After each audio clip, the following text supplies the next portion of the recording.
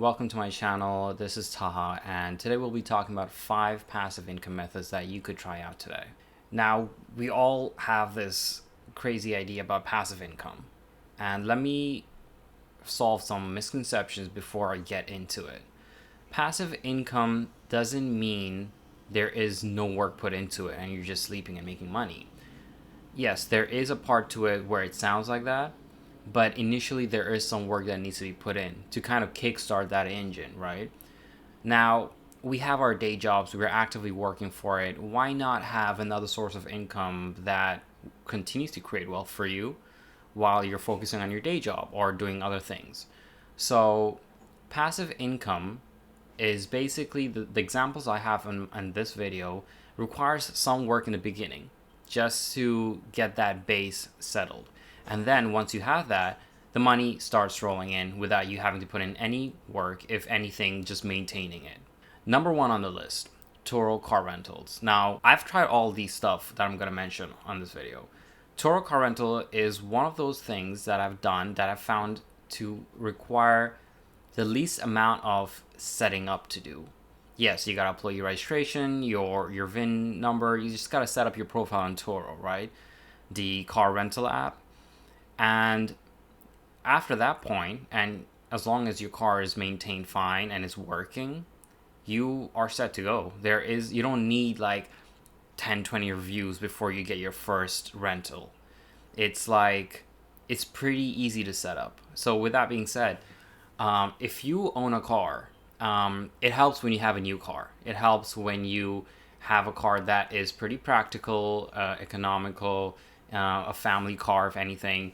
Those all help because it increases the chance of being rented out. And what I've noticed is people rent out cars every weekend, almost every weekend. So be ready for that. If you have your car just sitting around and you want to rent it out, or you want to make some money out of it, Turo car rental is a really, really good way because you're earning. I basically earned on an average of 300 to 400 every weekend.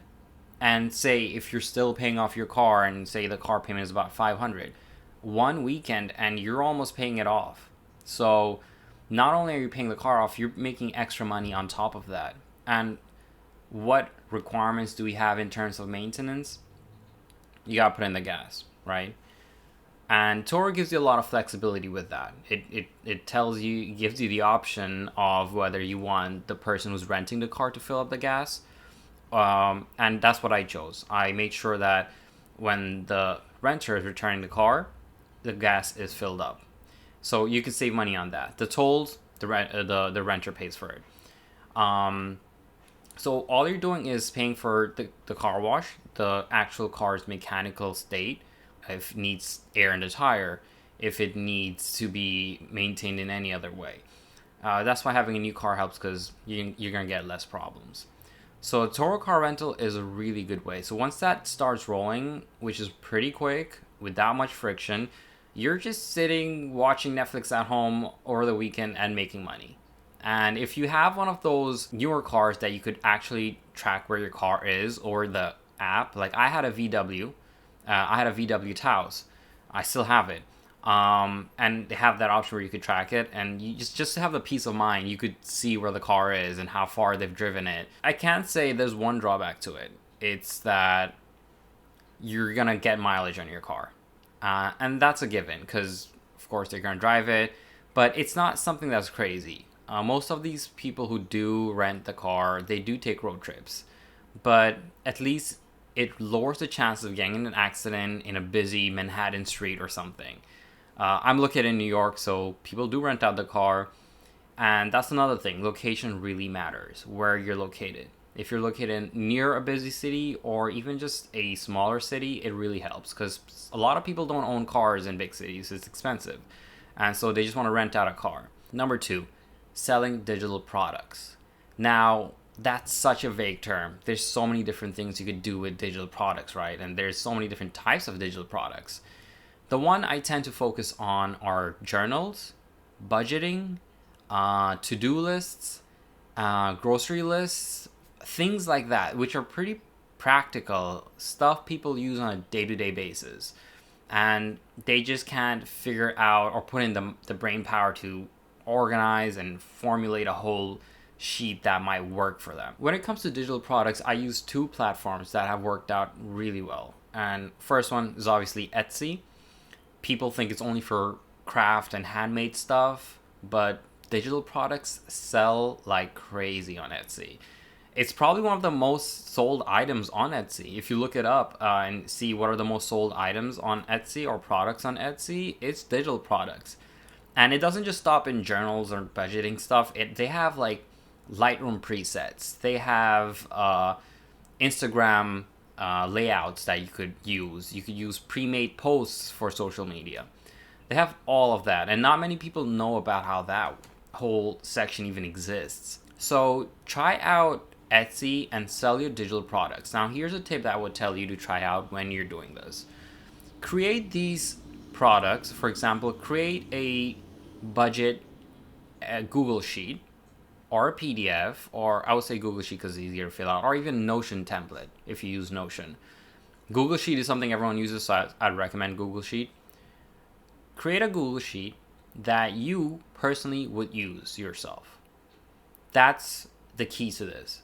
If you're going to try to create something that's going to use your assumption to figure out, what people are going to like, the chances of you making it or people liking it will be pretty low because you're creating the quality of the product based off of your assumption. If you create it based off of your actual pain points and creating it based on how much it's going to help you and bring you value, that's going to increase the chances of a successful quality product a lot more. So approach it like you're creating for yourself.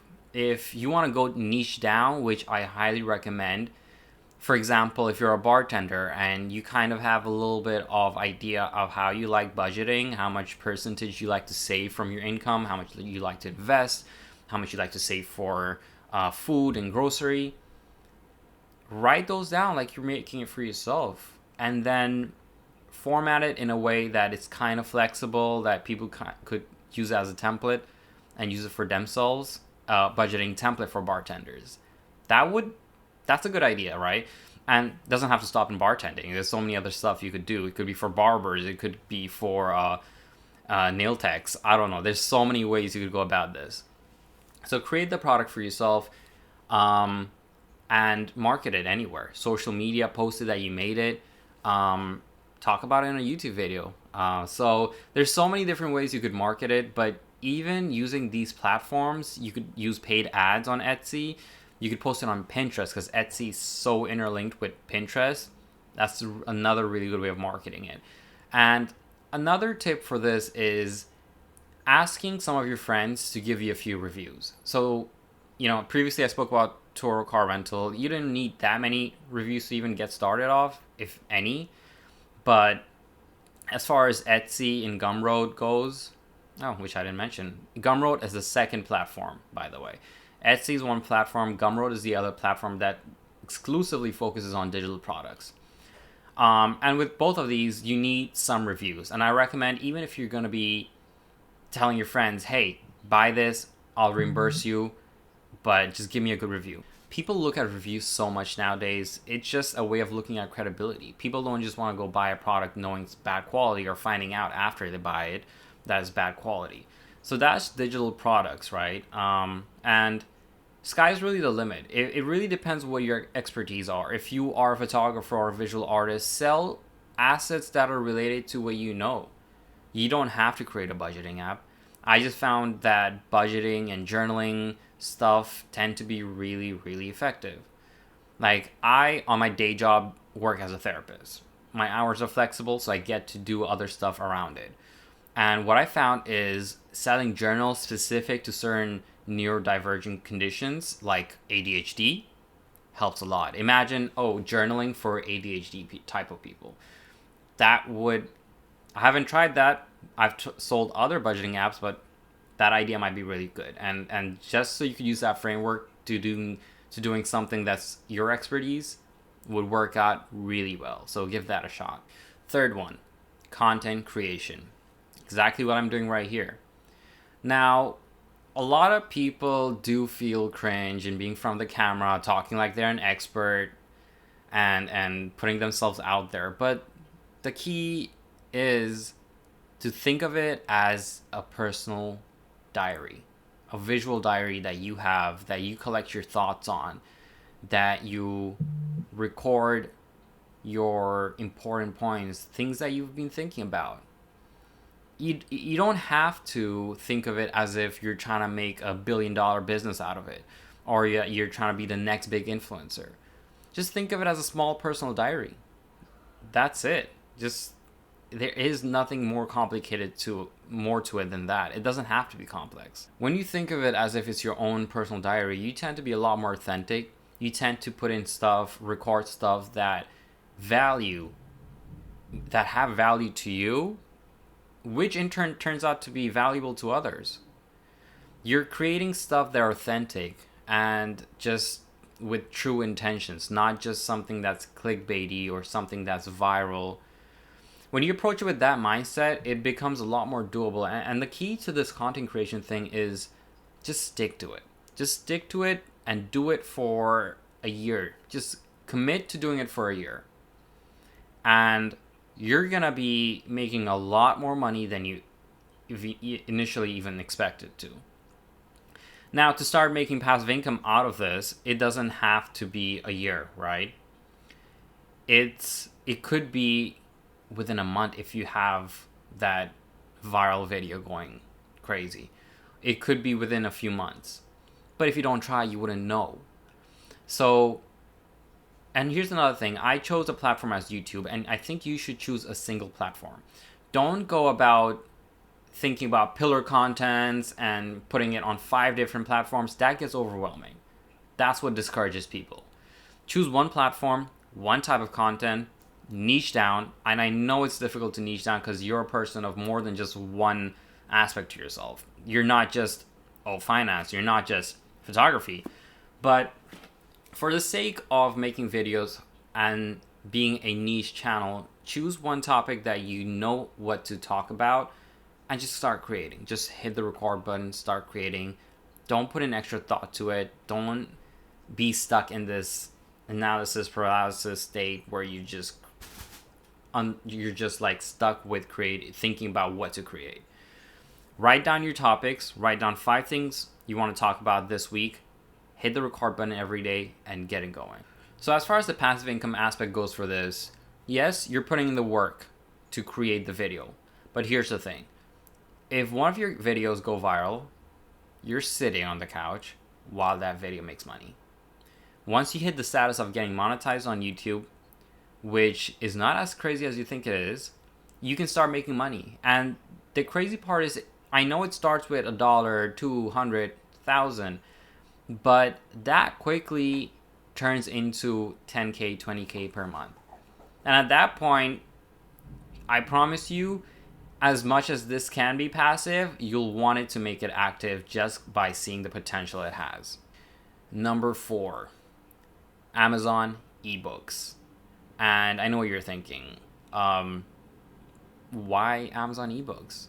You probably don't think it's that popular, but if you go to a specific niche, and I'll tell you what niche that is, you could be selling so much ebooks, without putting in that much effort.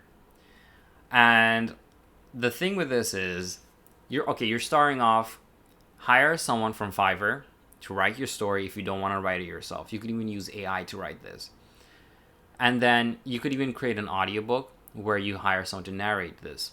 But keep it simple if you want to begin this, at least as your first book, and just write a book, hire someone, and choose romantic novels as your niche. And if you do some research, you'll find out how many people read romantic novels on Amazon that don't need to be New York Times best-selling novel or book. They really don't. Because the book lovers in that niche who love reading romantic novels, they go through books and they read so much that they don't mind going for a 4-star book rather than a 5-star because they've read all the 5-star ones. They love reading and they're willing to give it a shot to read a new author's book. So go for a romantic novel, and I promise you it will sell, because that's a niche that I've noticed myself that sold a lot before. Yes, initially you need some work, just like most of these on the list. You need to put in that work. You create a quality book, and here's a trick: you don't have to write the whole book. Write chapter one, and then once you publish a chapter one, end of chapter one, write, hey, if you're interested in reading chapter two, three, four, sign up on my webpage, or sign up on this landing page, or just create a short um, form where they could sign up and show their interest. And at the second chapter onwards, you could start charging the money. First chapter, try to refrain from charging them money, because they'll encourage them to at least get into reading your book. And once they're reading your book, you got them hooked. That's it. That's your goal. Get them hooked from chapter one. So that's why I kind of recommend, if you're not really good at writing, or if you've never written books before, just hire someone on Fiverr. It'll take you a few $100, if not less.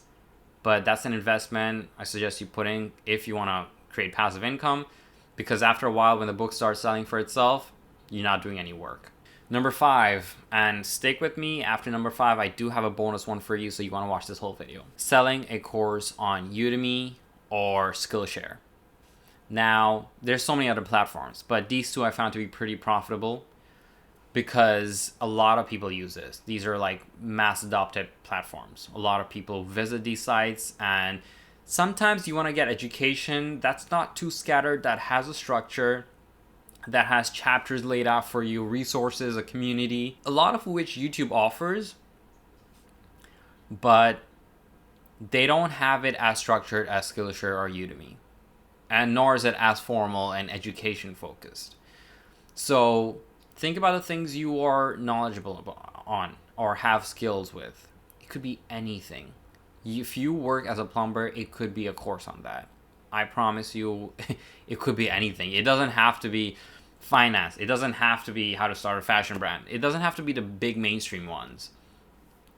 Now, once you start that and you put in the initial work of creating something that's actually providing them value, and that's interesting, and that's helping them learn in the easiest way possible and the quickest and efficient way, you're going to sell these courses. You're putting in the work of creating the course at first, but after that, just like the ebook I mentioned earlier, it's selling by itself. And it's another form of digital product, but it's a lot more focused on a specific audience. And I know what people think about courses, because a lot of influencers on Instagram and YouTube, they've put in this bad reputation of, oh, they're just going to have a pyramid scheme, and they're going to sell another course to us. And I get that, because I have been a victim of that in the past myself.